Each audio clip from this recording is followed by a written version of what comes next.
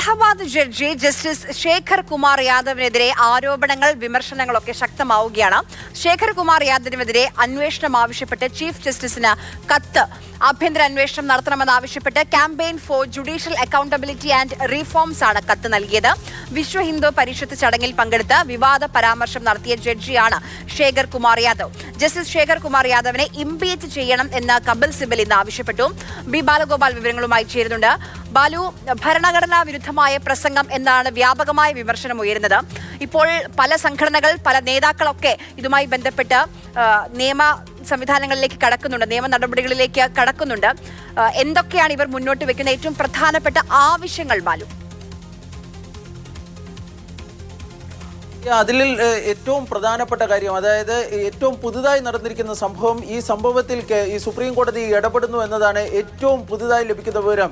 ഈ അലഹബാദ് ഹൈക്കോടതിയോട് ഈ ശേഖർ കുമാർ യാദവ് നടത്തിയ ഈ വിവാദപരമായ പ്രസംഗത്തിന്റെ പൂർണ്ണ രൂപവും വിശദാംശങ്ങളും കൈമാറുവാൻ വേണ്ടി ഇപ്പോൾ സുപ്രീം കോടതി രജിസ്ട്രി നിർദ്ദേശിച്ചിരിക്കുന്നു എന്നതാണ് ഏറ്റവും പ്രധാനപ്പെട്ട കാര്യം. കാരണം കഴിഞ്ഞ ദിവസങ്ങളിൽ ചീഫ് ജസ്റ്റിസ് സഞ്ജീവ് ഖന്നയ്ക്ക് നിരവധി പരാതികളാണ് ഈ ശേഖർ യാദവുമായി ബന്ധപ്പെട്ട് ലഭിച്ചിരുന്നത്.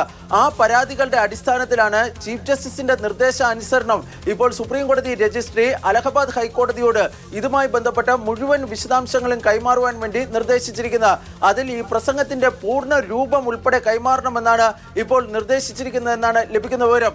ഈ വിവാദ പ്രസംഗം നടത്തിയ ജഡ്ജിക്കെതിരായുള്ള നടപടി എടുക്കുന്നതിന്റെ ഭാഗമായിട്ടാണ് ഇത്തരമൊരു നടപടി സുപ്രീം കോടതി രജിസ്ട്രിയുടെ ഭാഗത്ത് നിന്നുണ്ടായിരിക്കുന്നതെന്നാണ് ലഭിക്കുന്ന വിവരം. കാരണം ഇതുമായി ബന്ധപ്പെട്ട ഒരു ആഭ്യന്തര അന്വേഷണത്തിന് ചീഫ് ജസ്റ്റിസ് ഉടൻ തന്നെ, വൈകാതെ തന്നെ ഔദ്യോഗികമായ ഒരു ഉത്തരവിറക്കുമെന്നാണ് ലഭിക്കുന്ന വിവരം.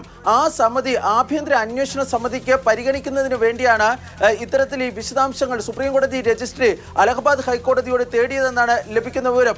ഇതിനിടയിൽ ഈ ജഡ്ജിയെ ഇംപീച്ച് ചെയ്യുന്നതിനുള്ള നടപടികൾ, അതിനുള്ള സാധ്യതകളെ സംബന്ധിച്ച് പ്രതിപക്ഷ പാർട്ടികൾ ആലോചിക്കുന്നുണ്ട്. സുപ്രീം കോടതി ബാർ അസോസിയേഷന്റെ തലവനും അതുപോലെ തന്നെ രാജ്യസഭാ അംഗവുമായ കപിൽ സിബൽ ഈ ജഡ്ജിയെ ഇംപീച്ച് ചെയ്യുന്നതിനുള്ള നടപടികളിലേക്ക് കടക്കുമെന്ന് അറിയിച്ചിട്ടുണ്ട്. ആ ഇംപീച്ച്മെന്റ് നടപടികളിൽ സർക്കാരിന്റെ പിന്തുണ കൂടി വേണമെന്നും അദ്ദേഹം അഭ്യർത്ഥിക്കുകയും ചെയ്തിട്ടുണ്ട്. ഏതായാലും സർക്കാർ ഇക്കാര്യത്തിൽ എന്ത് നിലപാട് സ്വീകരിക്കുമെന്ന് വ്യക്തമല്ല. പക്ഷേ സുപ്രീം കോടതി ഈ വിഷയത്തിൽ വളരെ അടിയന്തരമായ ഇടപെടൽ നടത്തിയിരിക്കുകയാണ്. ഉടൻ തന്നെ ഈ ആഭ്യന്തര അന്വേഷണ സമിതിയുടെ രൂപീകരണം ഉണ്ടാകുന്നതായിരിക്കും. ആ സമിതി ഈ പ്രസംഗത്തിന്റെ പൂർണ്ണ രൂപം ഉൾപ്പെടെ പരിശോധിക്കുമെന്നാണ് ലഭിക്കുന്ന വിവരം. ആര്യ, ബാലു, ഇപ്പൊ 34 മിനിറ്റ് ആയിരുന്നു ആ VHPയിലെ പരിപാടിയിൽ പങ്കെടുത്തുകൊണ്ട് പ്രസംഗിച്ചത് ശേഖർ കുമാർ യാദവ്. ഇത് ഈ ഭൂരിപക്ഷത്തിന്റെ തീരുമാനം അല്ലെങ്കിൽ വികാരം അനുസരിച്ച് കാര്യങ്ങൾ രാജ്യത്ത് മുന്നോട്ട് പോകുമെന്ന് മാത്രമല്ല, അതല്ലാതെയും പലതവണ ഹിന്ദു മുസ്ലിം താരതമ്യം, നമ്മുടെ മനസ്സിലുള്ള സ്പിരിറ്റ് നശിച്ചു പോയാൽ ഈ രാജ്യം എത്രയും ഒരുപക്ഷെ താലിബാനോ ബംഗ്ലാദേശോ ആയി മാറിപ്പോയേക്കാമെന്ന നിരവധി ഒന്നോ രണ്ടോ വാക്കുകൾ മാത്രമല്ല, അടിമുടി ആ പ്രസംഗത്തിൽ വലിയ രീതിയിലുള്ള വിമർശനങ്ങൾ ഉന്നയിക്കാൻ കഴിയുന്ന പരാമർശങ്ങളാണുള്ളത്.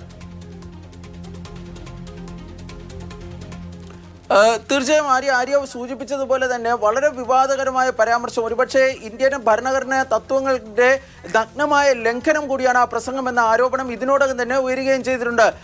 ഈ ജഡ്ജിയുടെ പ്രസംഗം വിദ്വേഷ പ്രസംഗത്തിന്റെ പരിധിയിൽ വരുമെന്ന ആക്ഷേപവും ഇതിനോടകം തന്നെ ഉയരുകയും ചെയ്തിട്ടുണ്ട്. ഒരു ജഡ്ജിക്ക് ഇത്തരത്തിൽ, അതായത് ഒരു സിറ്റിംഗ് ജഡ്ജിക്ക് ഇത്തരത്തിലൊരു പ്രസ്താവന നടത്തിയതിനു ശേഷം അല്ലെങ്കിൽ പരാമർശം നടത്തിയതിനു ശേഷം എങ്ങനെയാണ് അദ്ദേഹത്തിന് ജുഡീഷ്യൽ കടമകളുമായി മുന്നോട്ട് പോകാൻ വേണ്ടി കഴിയുക എന്ന ചോദ്യവും വിവിധ കോണുകളിൽ നിന്ന് ഉയരുകയും ചെയ്തിട്ടുണ്ട്.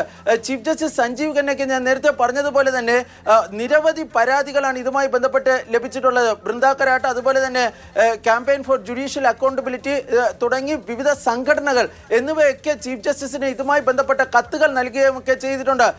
ജസ്റ്റിസ് ഈ വിവാദ പ്രസംഗം നടത്തിയ ജഡ്ജിയെ അടിയന്തരമായി തന്നെ ജുഡീഷ്യൽ ചുമതലകൾ വഹിക്കുന്നതിൽ നിന്ന് മാറ്റി നിർത്തണമെന്നൊരു ആവശ്യം പോലും ചില കോണുകളിൽ നിന്ന് ഉയരുകയൊക്കെ ചെയ്യുന്നുണ്ട്.